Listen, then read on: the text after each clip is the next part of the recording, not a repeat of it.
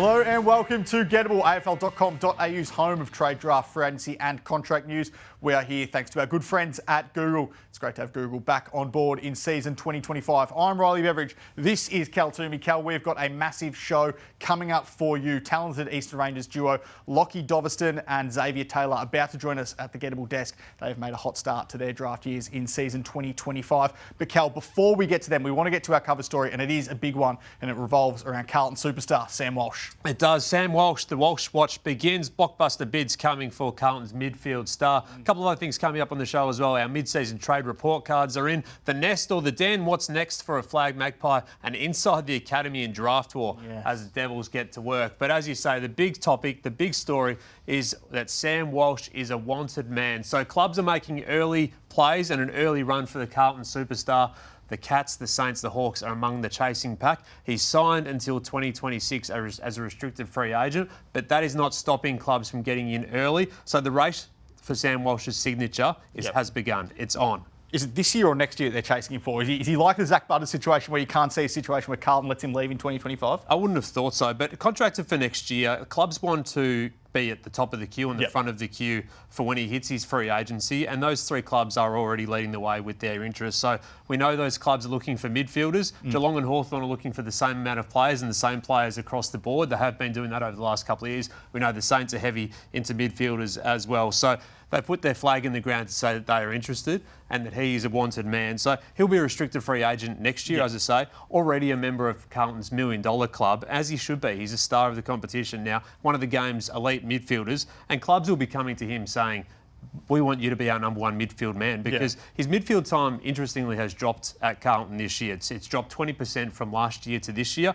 and his centre bounces have been cut from 30% down on last year as well. So clubs are positioning themselves to be right in the frame as he hits his free agency, getting in early and saying he's a wanted man. So it's gone from 20 CBA attendances per game to 14. Adam Cerra has taken his midfield minutes this year back in the side and back fit. He's been almost a victim of Carlton's inability to swap around the guys that are in the midfield. George Stewart, Patrick Cripps, Adam Cerra haven't really been able to find new positions. He can go outside.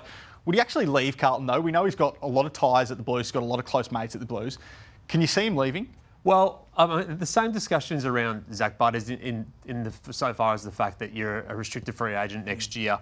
Sam Walsh has the same clubs coming for him. Look, I believe it'd be hard to drag him out of Carlton. He's the next captain of the footy club. But if there is significant change at the Blues at the end of this year and Michael Voss isn't there next year, he'd have 4 coaches in 8 seasons. So is that really the stability that you need for a successful platform as a footy club? So he's a big watch, and you can't take players for granted across the competition. No one thought Joe Danaher would leave Essendon. No one thought Jeremy Cameron would leave the Giants. So the club's getting in early and trying to force their hand. Tomorrow's news today, Cal. I reckon it was one of these episodes about this time last year where you said, bookmark it now, St Kilda will chase Sam Walsh at some stage next year, and it's happened. All right, let's get to some of our mid-season trade cards, because we're going to be, over the next 3 weeks, looking at every side that's got the bye. We want to start today with Carlton, that side that goes into the bye. There it is. The school bell is ringing, and it is ringing at the Blues as well. So TDK, stay or go. At the moment, it's a choice between pick 8 and $1.1 million extra in Carlton's salary cap, or Tom De Koning going into next year. That's the big question that the Blues will be asking themselves. St Kilda's got that $1.7 million offer on the table for him. Where does it sit? I think at the moment he's probably leaning towards going. I think the valuation is too deep. And I've said this millions of times before, Cal. It's a question of how you rate ruckman, and is it the biggest deal in the world if Tom De Koning does leave Carlton? Because that gets us onto their ruck replacement, who they could potentially chase if Tom De Koning does leave. So Darcy Cameron, Sam Draper, they're the two guys that have been spoken about so much alongside Tom De Koning's potential ruck options that could leave at the end of the year. Darcy Cameron's still contracted. Sam Draper is that free agent, or could they just roll around with Mark Pitnet? Try and get someone in as a cut price option behind him? Is it a worst situation in the world for them if Mark Pitnet starts next year as their number one ruckman? Pick 8, they could have it at the end of the year. They currently don't have a first round pick for this season, having traded out to get Jagger Smith last year. But if they get pick 8, in the door through Tom De Koning's free agency compensation? Could it give them a chance to get someone like a Miles Bergman, or could they go to the 2025 draft knowing that they've got some good youngsters coming through in Harry Dean, who's a father-son, Jack Ison, who's one of their academy players, Tyson Gresham had a really good game as well. He's looking more like a later pick if he is to join the Blues, and then Cody Walker next year. More about Cody Walker and Jagger Smith. So can they get aggressive with pick 8 going into the end of the year if Tom De Koning? What about the veterans? The veterans are going to be massive because they've got to make a decision. Mitch McGovern, Nick Newman, Sam Doherty and Nick campaigns, all uncontracted at the end of the year. And they've got a to-do list as well in terms of who they sign up at the end of the year. Jack Silvani and Jesse Motlop among the pair that are uncontracted at the end of the season. Oh, let's get to North Melbourne. Ring the bell. Here it is, North Melbourne. So there, mid-season report card. Big tick for LDU, the 7-year deal that's done, $10 million. Halfback shopping, they've been looking at Braden Maynard. We mentioned a few weeks ago they had interest in Wayne Miller, so that's clearly an area of expertise they want to add to. Where do they go to next then? Well, they have to polish the pitch. And this is not about the off-field pitch, this is about the on-field pitch, because when you win 17 of your last 118 games, that's the pitch everyone's looking for at the second half of this season. So if the second half of this season is better on-field, they're a much better chance to do some things off the field. The draft trade watch, we know the big deal that they made last year, how that's all playing out. But the other one is around dangling your future first. I think they have to do that again. I'm big on that as well. Why not go after someone like a Leclerc, came back into the Giants side this year? Could they give up a future first to get him? Give up your future first. Get in ahead of the queue, I reckon. Well, if clubs are going to be offering him $800K, the other option is... Who's offering him $800K though? Well, St Kilda put forward an offer of something around that mark last year. I reckon as well, why not go after a Harry Mackay? Why not test Carlton's resolve and say, hey, you want another future first for next year? You're going to have Cody Walker. Could you go and get a Harry Mackay at the Blues at a period of transition and say, hey, can you do with losing a key forward at the end of the year? That's what I'd do if I was North Melbourne. I don't mind the Harry Mackay one. Not on board on the Leclerc one for a future first. Sign up George and Colby, both players out next year. Clearly that's going to be a big talking point if they don't go into next year with extensions already. Flip the page. What about Port Adelaide, Kelp? Right, retain. Zach Butters, Miles Bergman. We know the deals. We revealed them on AFL.com.au and Gettable in recent weeks. Zach Butters, 2+6 through to 2034. Miles Bergman, 2+6+. So that'll be an 8+er across his options there. Chasing Naz. This is the big one. How much can they get into the Nazai Wanganeen Miller chase? Because they're in it, but Adelaide's going pretty well as well at the moment. And if they're not going too well as at the moment on the field, and Adelaide's going well. So how do you chase that one in between? And do they have to match the 8+ years that Adelaide's got on the table for Naz? Well, you have to. Definitely. I think if you're getting Naz, you're getting an A+ deal.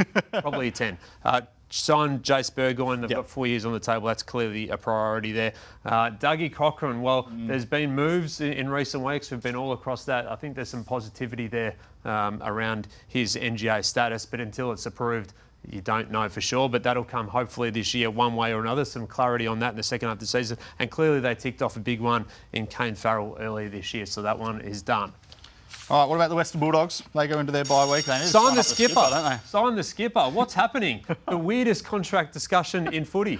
He's at the milk bar. Just go and line him up at the milk bar and say, Bont, sign the deal. 4 or 5 years. That's the big one. And then the Dream Big Dogs. I mean, they're into these players. Yeah. They have a decision to make, though, don't they? They do. I mean, what do they do this year, and who do they prioritise? Can you get Matt Rowell without losing enough draft capital to still be in the race for Zach Butters next year? No. That's the question. So, do they sign Matt Rowell this year, or do they take a punt and bypass Matt Rowell this year, knowing that Zach Butters could be gettable next year? Yeah, clubs still think that Matt Rowell's probably more staying, but until he actually does, there's been no talks, no movement. So you're right, it's a big decision they have to make there. We know the Jamara situation will play out. Lock in early.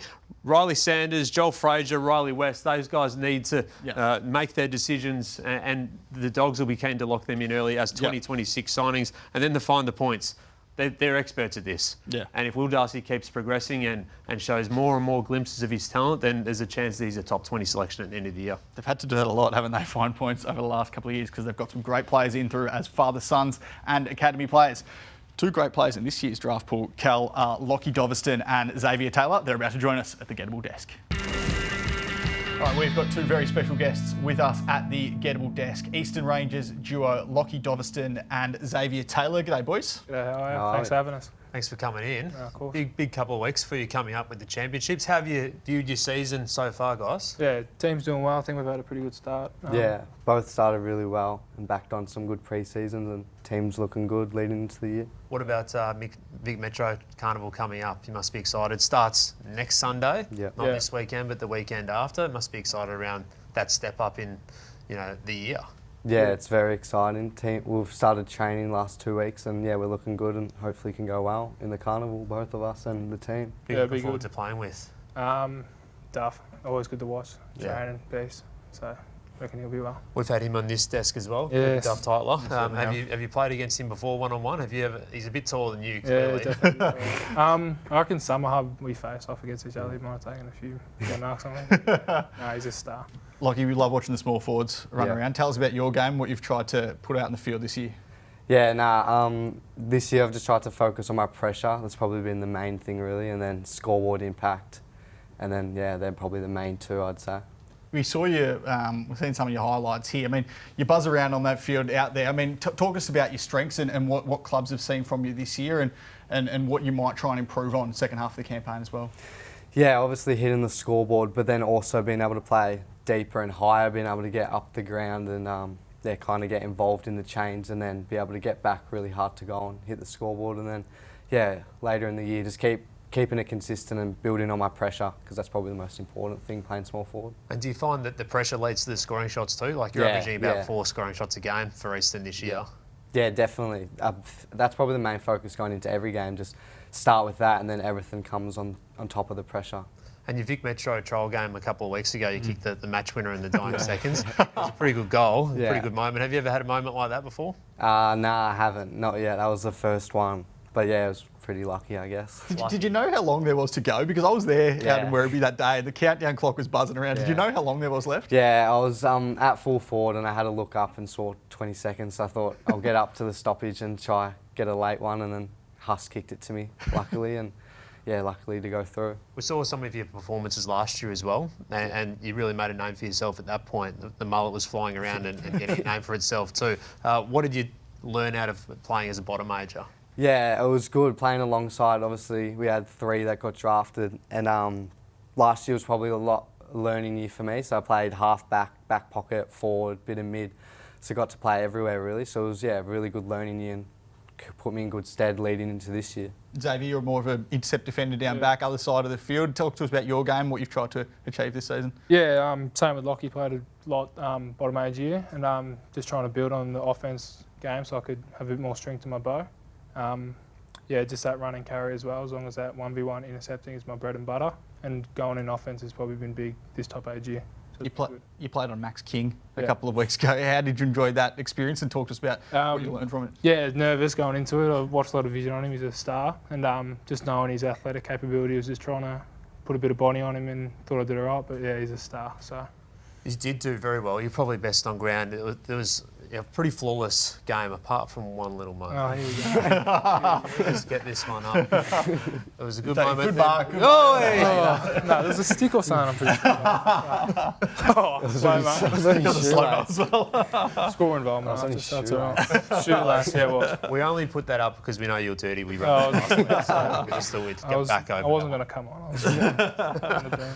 Which key defenders and intercept defenders do you watch at AFL level? I'm Tigers, man. So like the Nathan Broads, the ones that play a bit above their height, Nick Flossens even, but you can't go past like your Tom Stewarts and James Sisley. They're the stars. So Tigers obviously picked up one of your old teammates last year, Josh Smiley. He hasn't played at AFL level yet, but you obviously played a lot with him last year. What's it been like to know that you're actually not that far away from, being on an AFL list as well, and that the dream is much closer than you might have expected? Yeah, it's still a dream, but like Smil last year is like how he went about it was just so good. Like his training habits and like his preparation for games is something like me and Dov have both taken away with us. He's like so good in that sense. So.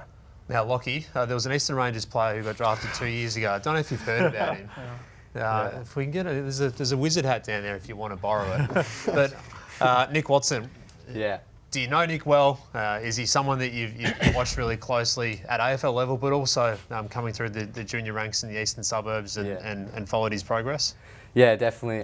In 16s, after the Nationals, we came back and got to train with him. So didn't have a lot to do with him, but just being able to see him at like a younger age and see him in his draft year and all the special things he can do. And definitely ever since he's got drafted, I've watched him a lot and try take things off his game and try and implement it into mine. I watched a couple of games early in the season. I reckon there was a couple of wizard-like celebrations. Yeah, he does. He practices them in the shower. And then before games, he's saying, "How about this one?" Puts a lot of time into it. Have you noticed that as well? Yeah, definitely. There's similar haircuts as well for a period. A lot of similarities. How long have you boys known each other for?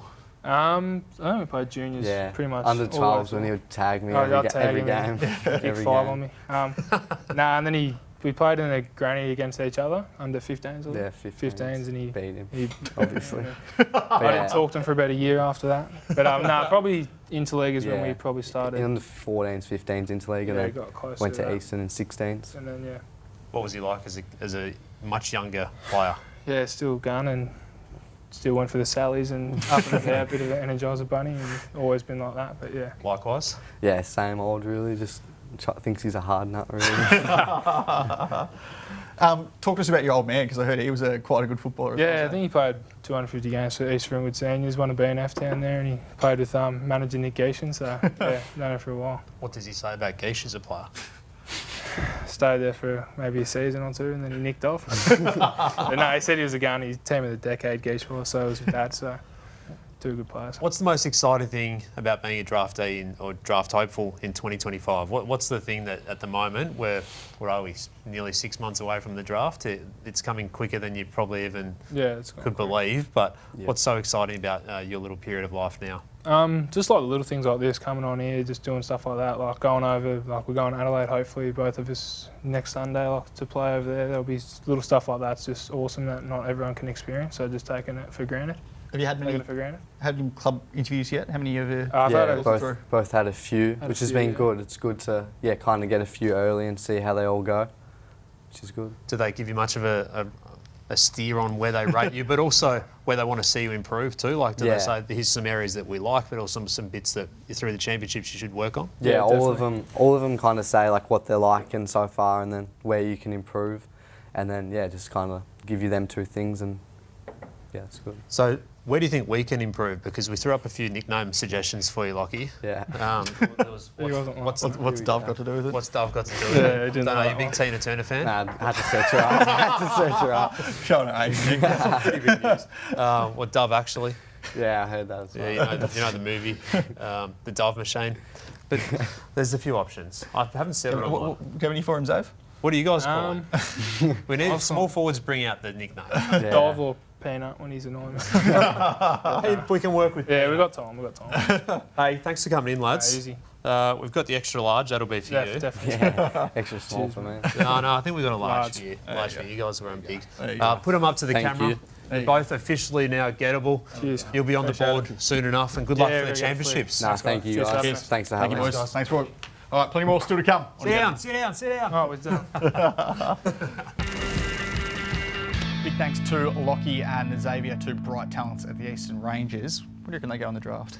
Oh, man, they're going pretty well. I think the championships will tell the real story, but both top 20 chances. All right, let's get into one of our favourite segments, the inside word. There's the whispers.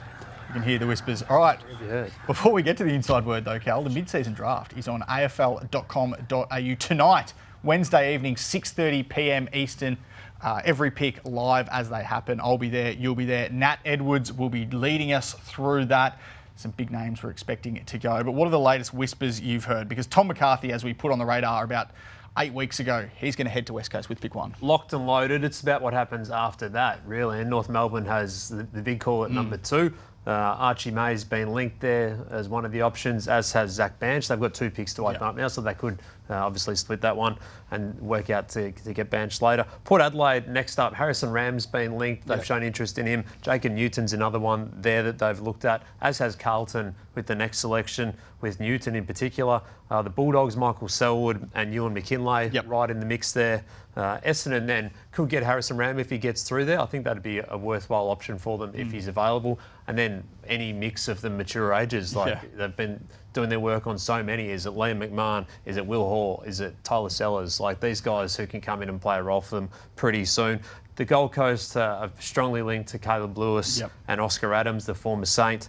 Collingwood may if he got there, but whether he does or not is still up for debate. And then one of their VFL listed players as well. Port's also been linked to a couple of former Swans, James Bell and Zach Foote. Yes. So they need players who can come in straight away and make an impact for their sample team at the very least, and to cover some of the injuries that they've definitely got over the last few weeks. Jacob Heron, another AFL listed player who's a chance tonight as well. Yeah, ex-Gold Coast. Do Essendon go with a ruck, do you reckon? At some stage across the course of the night? They probably do. I mean, personally, I'm not sure I would, but I think they probably will. Well, speaking of an Essendon ruck, what does Sam Draper do? Well, this is live. He has a big decision to make. We keep talking about it because he has a big decision to make, and it's coming pretty soon, I reckon. I think Adelaide are hugely into this. Riley O'Brien hasn't re-signed yet, as we know, so I think this one is absolutely live, and it's one or the other for me. Of the 4 uncontracted rucks at the Bombers, how many are there in 2026? No, I think a few. Yeah, I'm with you. Jamie Elliott, he's been in such great form, all Australian form, 28 goals from 11 games to start the season. Yeah, nearly landed at Brisbane in 2019. We all remember the shots of him doing a tour of the Gabba. Was close to going there, ended up re-signing with the Pies. We all know the story since then, Premiership hero a couple of years ago. As you say, on track for a 50-goal season this year. I'm keeping a very close eye on Brisbane reigniting its interest in Elliott. So he spent time living in Queensland as a kid before his AFL career kicked off. May harbour some ambitions to, head their post-career as well and spend some time up there. So the Lions have Link McCarthy out of contract coming after back-to-back ACL. So I think we'd be looking to upgrade that position. Jamie Elliott's available. He's had interest in the past. I'm just keeping a really, really close watch on whether the Lions can get into that discussion. No contract offer yet properly from the Pies to Elliott as a member of that experienced crop. Set to turn 33 in August. Is Jamie Elliott as an academy stoush looming? Well, we're in the midst of an academy stoush. It's been an entertaining week, hasn't it? I think the one thing I just want to say on this is that for me, the discussion should be more around not dragging down the northern academies, but lifting the Victorian, South Australian and West Australian pathways and investing in those pathways to get them to the level that the northern academies have got their own clubs to be at, because they are at a different level. You watch Gold Coast play, you watch Sydney's academy, Brisbane's academy, you watch all them and you see the body shapes, you see the system, you see the temperament, you see the technique. I think that the other states haven't had that sort of development investment particularly. So for me, that's where this debate is. And the clubs want to spend more time with their academy players, their NGA players. They'll get that. But I think the part of it is to try and lift the others up to the level rather than pushing the other ones down. Yeah. The under-18s, they start this Sunday live on afl.com.au. The Allies against South Australia. Who are you watching out for? Dawson Sharp played one of his best games of the year last week. Had 25 disposals, 12 clearances and a goal against Sydney and the Giants Academy in really outstanding performance. So it was good. SA, Noah Roberts-Thompson, a relation to LRT, Louis. NRT, is going well for the SA boys, a midfielder forward. And Cameron Nairn as well is popped up and recently, midfielder forward who's catching some big interest, kicked 3 goals too over the weekend in that trial game, so he's one to keep an eye on there. Okay, there's something to watch on afl.com.au this Sunday with the champs kicking off. What about Tassie's list rules? When are they getting finalised? Soon. Yeah, I think this is happening soon. Tassie is keen on open draft with the barring father-sons for its big draft year. So do you like that? Well, I like the ambition to ask for it. It's next to 0% percent chance of happening, I think. Actually, I would say it's less than 0. It's a great song by The Weeknd, but less than 0 chance of this happening, I think. And that's probably where it sits. But it's fair enough to ask. I just think that won't happen at all. But list rules are getting very close. All right. Plenty more still to come on afl.com.au across the course of the next week. Do not forget, 6:30 p.m. tonight Eastern Time, you can catch the AFL mid-season rookie draft with myself, Kel Twomey and Nat Edwards. Watch every pick live as it happens there. Inside trading will be out later on Wednesday on afl.com.au. And we will be back next week, same time, same place on Gettable.